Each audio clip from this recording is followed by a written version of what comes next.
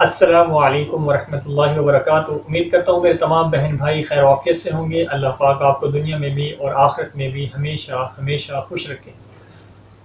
آج جو دعا میں آپ کو بتانے جا رہا ہوں وہ بہت زیادہ اہمیت کی حامل ہے، اور یہ دعا ہمارے معاشرے سے بالکل غائب اگر میں کہوں تو بھی یہ غلط نہیں ہوگا۔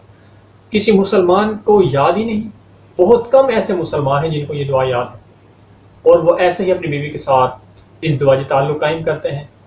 اس کا نقصان کیا ہوتا ہے وہ میں آپ کو تھوڑی دیر بعد بتاتا ہوں، لیکن سب سے پہلے آپ کو یہ دعا یاد ہونی چاہیے۔ آپ شادی شدہ ہیں یا نہیں ہیں، ہر مسلمان کو یہ دعا لازمی یاد ہونی چاہیے۔ اگر آپ کو یہ دعا یاد ہے تو کل آپ کی شادی ہوئی، آپ جب بیوی کے ساتھ اس دعا سے تعلق قائم کریں گے، ہم بستری کریں گے، تو اس سے پہلے اس دعا کو لازمی پڑھیں۔ اگر آپ اس دعا کو نہیں پڑھتے تو اس کا نقصان کیا ہوتا ہے؟ اس کا نقصان یہ ہوگا کہ جب آپ اپنی بیوی کے ساتھ صحبت کریں گے، ہم بستری کریں گے، تو شیطان بھی آپ کے ساتھ، آپ بیوی کے ساتھ ہم بستری کرے گا، ٹھیک ہے؟ اور شیطان کا نطفہ آپ کے نطفے کے ساتھ بیوی کے رحم میں جائے گا۔ جب شیطان جیسا لعین اس کا نطفہ آپ کی بیوی کے رحم میں جائے گا تو بتائیں مجھے اس نطفے کی وجہ سے، اس گندے نطفے کی وجہ سے اولاد کے اوپر کیا اثرات پیدا ہوں گے؟ اس کا اندازہ آپ بخوبی لگائیں۔ لیکن اگر آپ بیوی سے ہم بستری کرنے سے پہلے جو دعا آج ہم سیکھیں گے یہ دعا پڑھ لیتے ہیں، تو اس وقت کی جو ہم بستری ہوگی شیطان اس میں کوئی دخل اندازی نہیں کر سکے گا، اور اس ہم بستری سے جو آپ کی اولاد ہوگی تو وہ انشاءاللہ نیک اولاد آپ کو جو ہے وہ اللہ تعالیٰ عطا فرمائیں گے۔ تو اس لیے یہ دعا بہت زیادہ اہمیت کی حامل ہے۔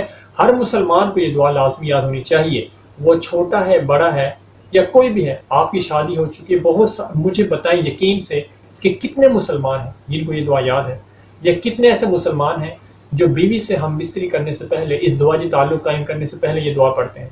خود سوچیں اس بات کو کہ ہم کتنا دین سے دور ہو چکے ہیں، ہمیں یہ دعائیں بھی یاد نہیں ہیں، ہمیں یہ دعا کا بھی، ان دعاؤں کا بھی علم نہیں ہے۔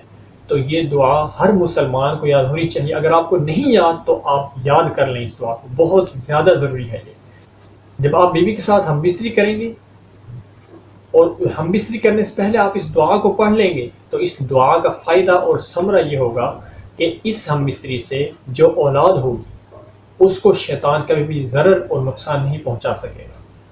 تو یہ جو دعا ہے آج کی، توجہ کے ساتھ اس کو سنیں اور اس کو یاد کریں، اس کا ترجمہ بھی آپ دیکھیں۔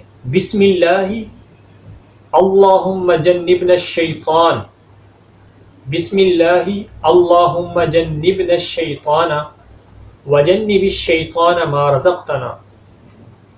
دوبارہ سے، بسم اللہ اللہم جنبنا الشیطان وجنب الشیطان ما رزقتنا۔ اب اس کا ترجمہ دیکھیں اس دعا کا۔ میں اللہ کا نام لے کر یہ کام کرتا ہوں، اے اللہ تو ہمیں شیطان سے بچا، اور جو اولاد تو ہم کو دے اس سے بھی شیطان کو دور رکھ۔